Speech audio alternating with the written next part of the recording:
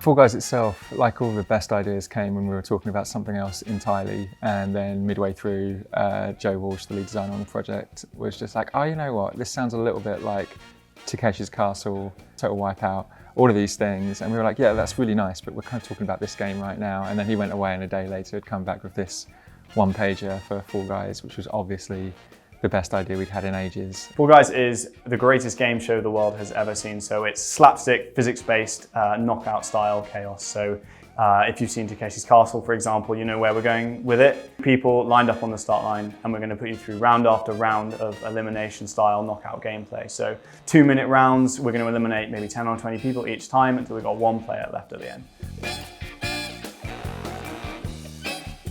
So there's an old TV show called It's a Knockout, which basically went to a town, dressed a bunch of people up in really ridiculous outfits which are impossible to move in, and then made them compete in an obstacle course. And we kind of went back to that and felt that when we were first designing the Fall Guys, they needed to have that element of being completely uniquely badly designed for the task that we were going to put them through. Like, we wanted them to fall over. Falling over is funny.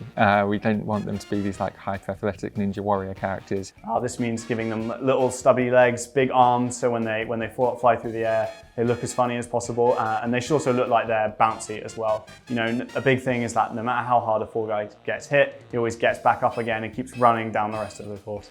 They are super keen and eager. They want to win more than anything else. They are super competitive and they love competing. And the entire world is built to represent that. And it's something you can see when you play the game. If you look up into the sky, you can see you're kind of in this giant dome. There's cameras everywhere flying by, there's billboards. You should get a sense when you play the game that everything that you see has been designed to create the spectacle of Fall Guys and the massive game show that we're trying to emulate. As with all game development, we're at the stage where everyone is looking very, very nervous, and things are definitely not on fire and everything is fine, which I believe is more traditionally known as approaching alpha.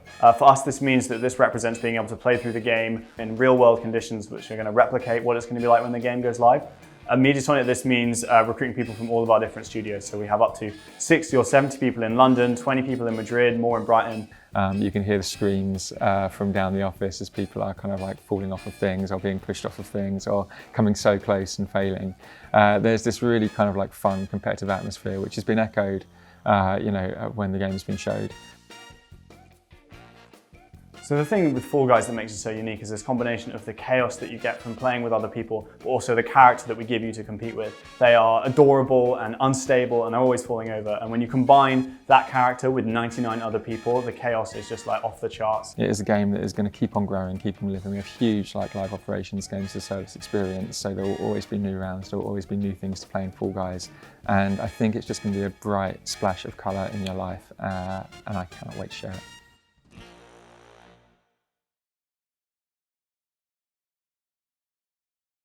PlayStation